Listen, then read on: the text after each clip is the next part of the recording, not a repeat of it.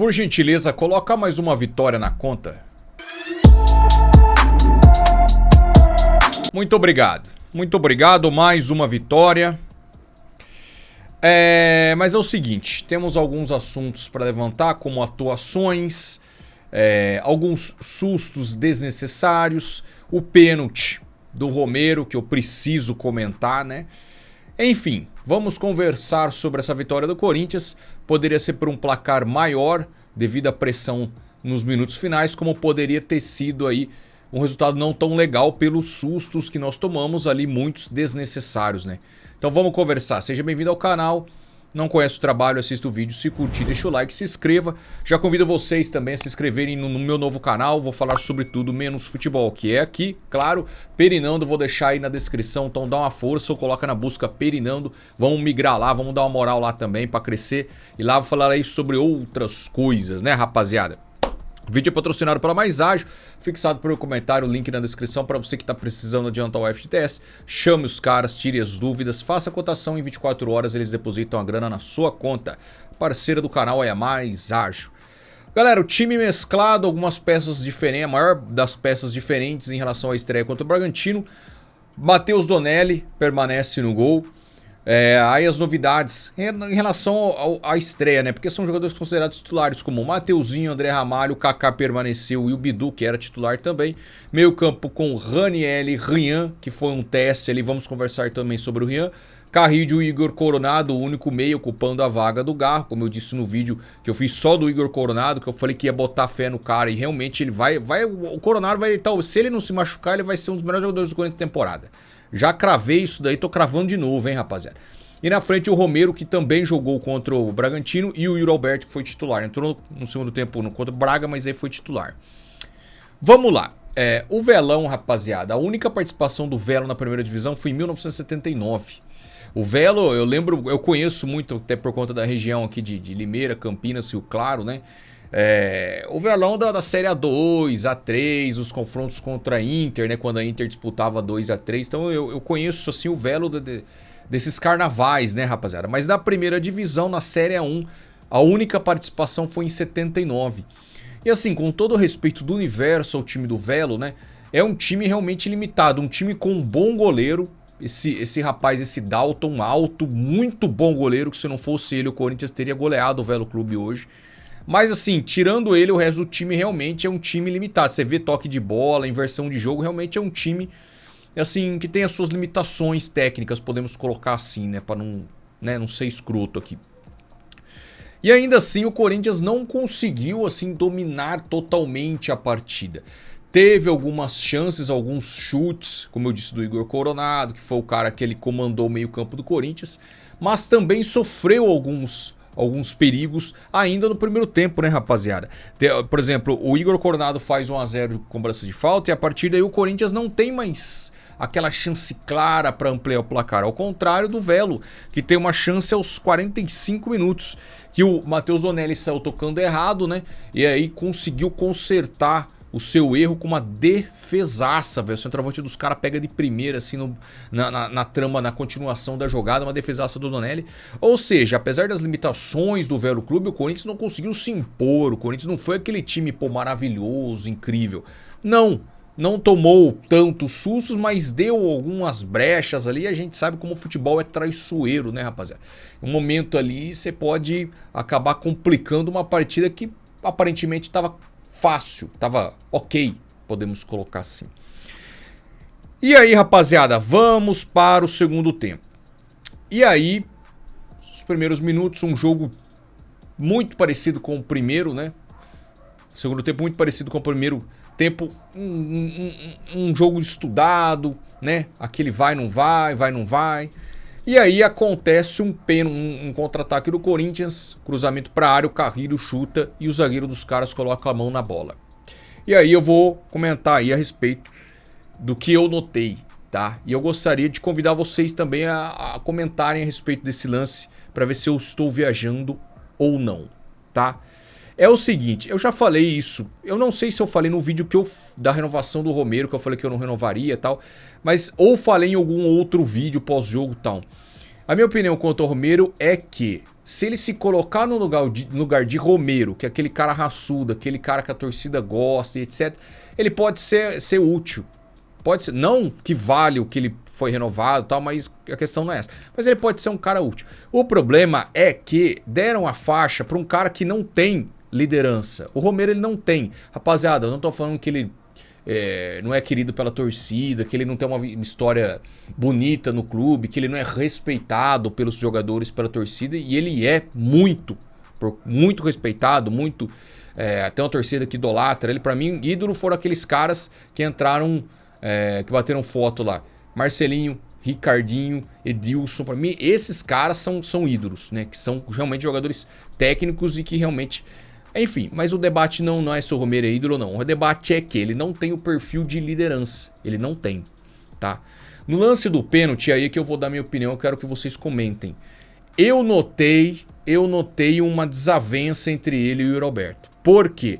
O Romero teve aquele fatídico pênalti contra o Botafogo, que ele recua pro goleiro John. Vocês lembram disso? O Romero, ele nunca foi batedor de pênalti na vida dele. Ele não é batedor e nunca foi. E aí ele teve aquele momento que ele bateu o pênalti muito mal, displicente contra o John e tal, e aí ele não... Aí que ele não, né, colocaram na cabeça dele que ele não era pra bater mais pênalti. Só que... E aí o Roberto assumiu, o Memphis bateu o pênalti, o Roberto bateu e tal, não sei o que tem. E aí surge o pênalti no jogo de hoje. E aí na hora da cobrança o Yuri, pô, eu sou batedor oficial, teoricamente, vou bater. E aí o Romero, como capitão, né, coloca a bola debaixo do braço. E ali eu noto que tem um... O tipo Yuri deve ter, pô, eu que bato, velho. E o Romero, tipo, não, eu sou capitão. E aí por isso que eu falo.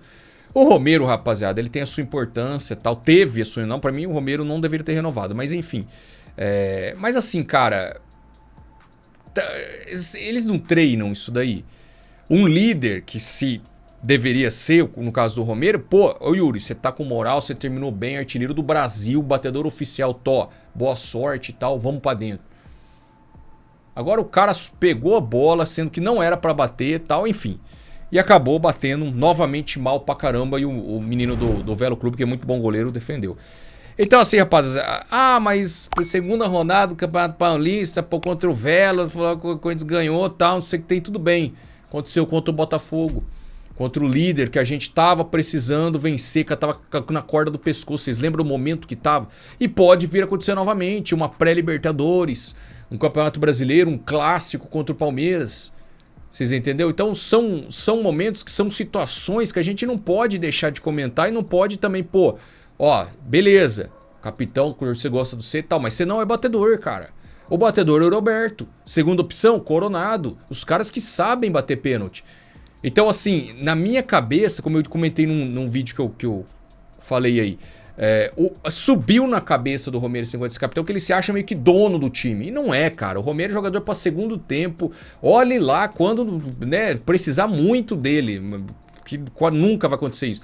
Vocês entenderam a análise? E o Roberto é o batedor. Ele poderia ter perdido, poderia ter jogado na lua. Sim, mas ele é o batedor. Se ele não estivesse em campo, aí é outra história. Então são situações assim, meio chatas, entendeu? E você vê que o Roberto, ele ficou sentido, cara. Ele ficou longe, depois pro rebote ainda que o Bidu foi e tal. Ele nem estava próximo, ele deveria estar próximo à área para buscar o rebote, que ele é rápido, tem arranque, ele deveria estar ali numa situação de goleiro defender, que foi o que aconteceu. Ele poderia estar ali para finalizar, ele nem estava, ele estava longe, cara. Ele claramente sentiu assim um desconforto pela situação. Então assim, rapaziada, é uma coisa que é chata comentar. Pô, o Corinthians tá voando, tamo com putz, 11, sei lá, 12 vitórias seguidas, tá, mas assim... É chato comentar esses bagulho nesse momento, mas a gente também não pode também fingir demência, né? A gente tem que trazer pra vocês, tá? Enfim, era só isso aí, um assunto mais chato que aconteceu e tal. E aí na sequência, né? O Velo Clube acaba empatando o jogo, né? Uma cobrança de escanteio, o Matheus Zonelli fez uma ótima defesa. E na cobrança de escanteio, é que o atacante, o centroavante que fez gol, ele é muito alto, né? Mas assim, dentro da pequena área, eu sempre falo isso do Onaná no Manchester, cara. Dentro da pequena área ali, você tem que... Meu goleiro tem que...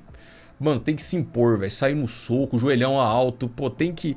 Mas enfim, vai. O Matheus Donelli tá bem, vai. Não vamos, menino, deixa aí, vai. E aí, rapaziada, após o gol, entra Thales Magno, entra Memphis Depay. Ele tira o Coronado, muito provavelmente pra já poupar pro jogo contra o Água Santa, porque é o único meia, né? tira o Romero, que realmente foi uma catástrofe hoje de novo. E aí o time muda totalmente, né? Porque o Thales é um jogador que quebra linha, né? Quando eu falo quebra linha, ele vai pro X1, ele tem um bom drible e tal. E ele é justamente o autor do gol, o segundo gol do Corinthians, um belíssimo gol, diga-se de passagem.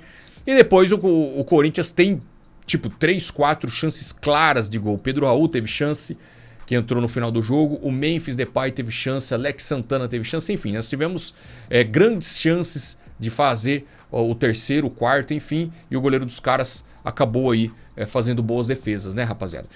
Em relação a atuações, Matheus Donelli foi bem, né? Os dois laterais eu achei abaixo. Tanto o Mateuzinho quanto principalmente Bidu, muito abaixo do que terminou ano passado. Claro, tá voltando agora e tal. Mas assim, análise da partida, né? Eu tenho que trazer pra vocês o que eu achei pra gente ter essa resenha. A zaga, o Kaká foi mal, inseguro. Já o André Ramalho foi um dos melhores do jogo. Muito seguro, boa saída, consertando as falhas dos outros do sistema defensivo. Foi muito bem o André Ramalho. Ranieri foi muito bem, ótima saída. Agora os dois volantes, o box to box, foram abaixo. O Rian muito sumido. Praticamente não. Você lembra que o Rian jogou? Acho que não, né? Então, porque o Rian ele não atrapalhou, mas também não ajudou. Foi um cara totalmente transparente ali no meio-campo. O Carrilho até tentou um lance ou outro, mas eu achei abaixo do Carrilho da temporada passada. O Coronado, pra mim, foi o melhor do jogo. Chamou a responsa, fez o gol, deu 2, 3 chutes, que acertou o alvo de fora da área. Romero abaixo. Bem abaixo, novamente. O Yuri também perdeu um outro gol ali que eu achei que mais brigou, pelo menos. O Thales entrou muito bem. O Memphis, apesar do gol perdido, entrou bem. O Alex Santana entrou bem. Acho que as substituições do Corinthians, os jogadores foram bem. Até o Martins, o Pedro Raul, eles entraram melhor do que os titulares. Podemos colocar assim, tá? Mas assim, começo de temporada, rapaziada. Começo de temporada, 3 pontos importantíssimos. Estamos 100%, então dá aí um alívio, né? Pra quem viu pra quem viu a temporada passada, puta que pariu, mano. Um sofrimento, perderam um monte de ponto besta, tal. Mano Menezes brigando com o Yuri Alberto. Pô, a gente tá no céu, rapaziada. A gente tá no céu, então assim... vitória importantíssima. Pô, seria legal dar show? Seria legal, mas pô, 3 pontos tá de excelente tamanho. Agora o Água Santa, também na Neoquímica, quarta-feira, tá? Então mais um jogo importantíssimo. E depois, final de semana, nesse mesmo horário, domingão, São Paulo e Corinthians. E aí, clássico, é clássico, né, pai? Então vamos fazer mais 3 pontos contra o Água Santa pra gente ir tranquilo contra o São Paulo e ganhar dos caras lá, velho. E ganhar dos caras lá. Demorou? Rapaziada, forte abraço, tamo junto. É nóis.